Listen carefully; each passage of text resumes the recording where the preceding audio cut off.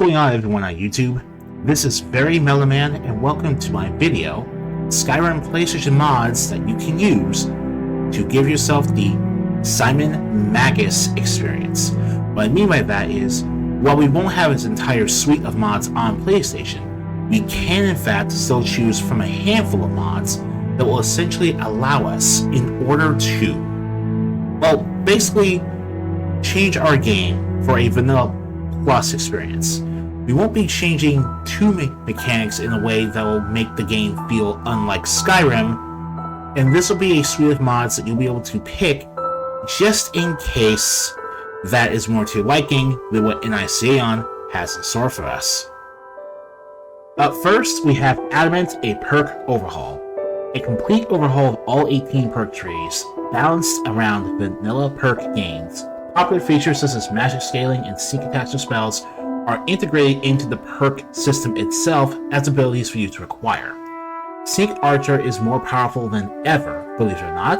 And finally, it's very lightweight and compatible with all sorts of mods for spells and combat. Ultimately, the purpose behind this perk overhaul was to feel vanilla, to feel like this perk system could have been shipped off with any vanilla copy of Skyrim. Also, popular perks such as dual casting and great critical charge are no longer perks you have to unlock via level up, but are acquired at the very start of the game without you even being aware of it. This next mod fool you. This is in fact Apothecary and Alchemy overhaul.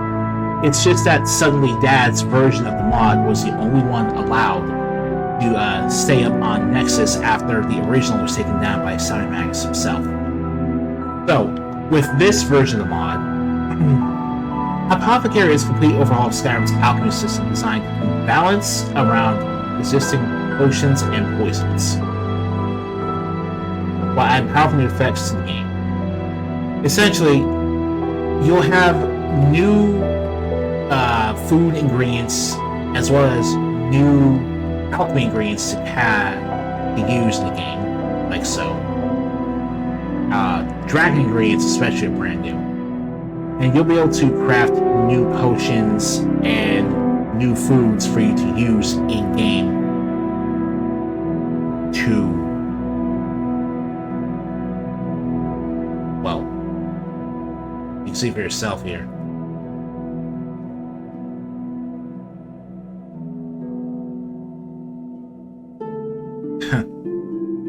Sorry, it's very, I want to show off an alchemy potion, but it's taking a bit to get to there.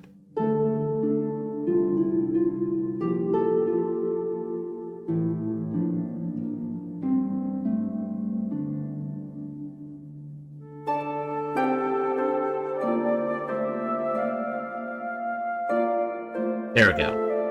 Target is paralyzed for 30 seconds, damages target's health by 60 points. And all of this can be crafted by using the new Dragon Flesh ability as well.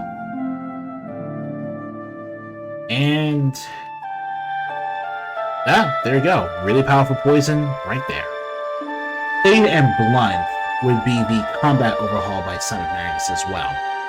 This one's very interesting because it adds concepts like attacks of opportunity in order to make attacking while your opponent is doing something like launching a charged power attack at you much more rewarding by dealing bonus damage. In addition to that, most things you do in the game, such as sprinting, jumping, and even making regular attacks, will now consume stamina as well. Ultimately, when you use Blade Blunt, you're changing up Skyrim's vanilla combat in such a way you improve on the pre-existing third-person systems in place without going too out of your way to add anything truly reminiscent of anything such as a parry and riposte system from Dark Souls. Not like you can actually do that type of thing on PlayStation 5 to begin with, but it's a common example Simon himself gives whenever he describes how Blade Blunt is supposed to change how Skyrim operates with this mod. Now let's overhaul the standing stone system with Mundus. Mundus is designed to rebalance all standing stones in the game. Now, each stone gives you a powerful effect, but also an equivalent downside. As an example, I currently have the effect of the Lover's Arcana. I almost said Lover's Arcana. The effect of the Lover's Stone right here. Your stamina regenerates twice as fast, but you cannot gain any bonuses from sleeping. Fair trait for me. Another example here is Warrior Stone.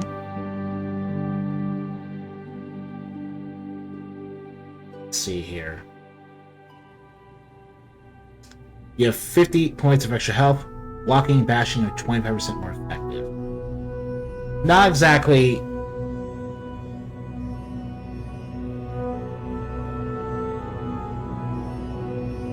half the wisdom. 50 points extra magicka. Your spells and enchantments cost 10% less. And Thief. Stamina, 10% faster movement, and you take half fall damage. I don't know about you folks, but this seems like a winner to me. Although these are the first 3 standing stones, and the Lover's Stone is farther away into the game, so it having a slightly more disadvantageous effect is to be expected. The point being that Mundus will basically change up which standing stones you typically use throughout your Skyrim playthrough, because now there is not one obvious best answer, but rather a standing stone for multiple situations. Sweet, without an overhaul to the race you begin playing as.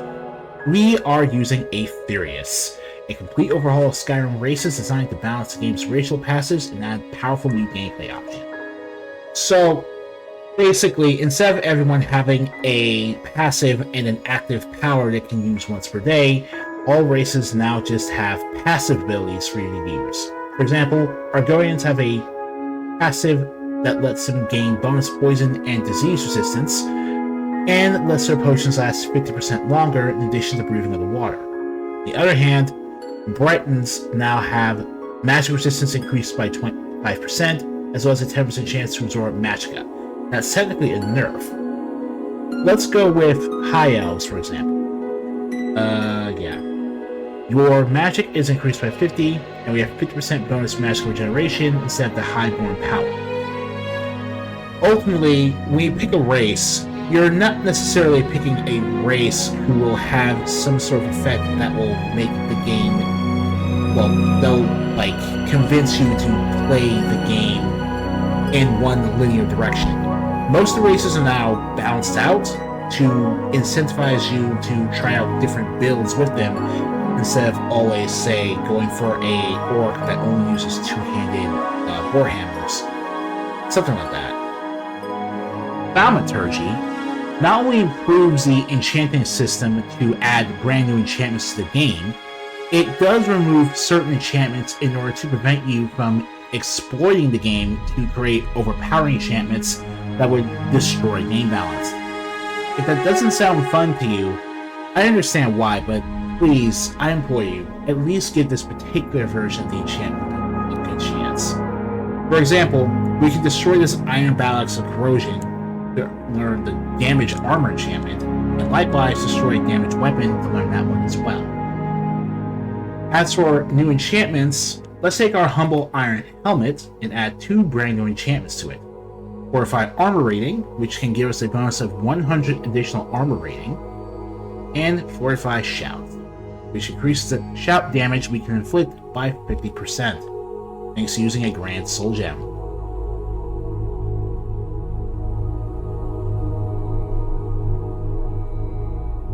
As you can see, taking on or off our Iron Helmet does in fact show that it has an additional 100 points of armor rating, meaning it's exactly as worthwhile as these legendary Dragon Bone armor sets. Thaumaturgy drastically improves the versatility of the enchantment system overall and gives you many new options to enhance basically any playstyle. One mod that will overhaul nearly every aspect of magic spellcasting in Skyrim is Mysticism. As you can see here, Mysticism adds plenty of new spells for you to use, in addition to rebalancing all vanilla spells, in order for you to have a massively improved time casting magic in Skyrim over all vanilla magic. These touch spells, for example, allow you to deal melee ranged magic damage to enemies we normally wouldn't really be able to, like.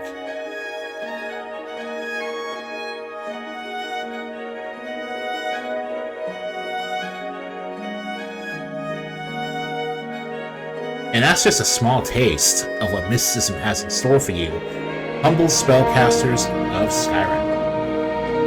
And last but not least, Arena, an encounter zone overhaul.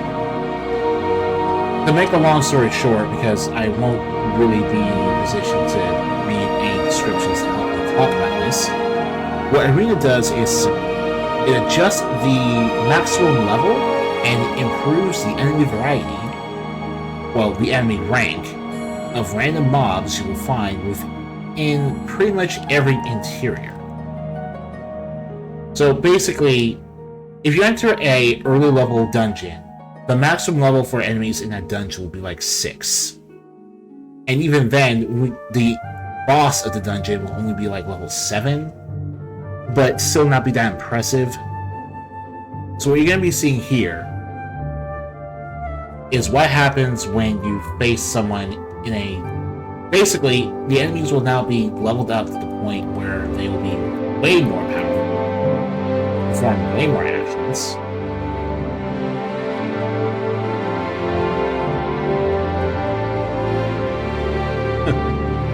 And will actually be able to keep up with your fully kitted out character in the game. It's pretty powerful.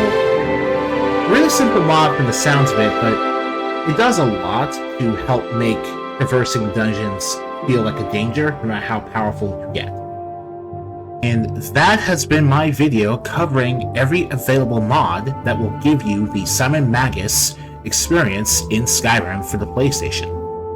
Like I said at the start, it wasn't going to be every mod, because simply put, mods like Man-Beast are simply not available on PlayStation yet. I don't know when they'll ever be available on PlayStation. That'll be up to the people who are capable of porting mods from PC to PlayStation 5 to figure out how to handle.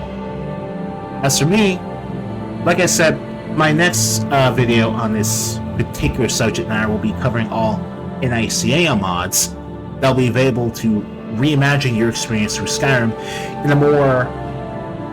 in a less Vanilla Plus friendly manner. This has been Very Mellow Man signing off. Have a good day.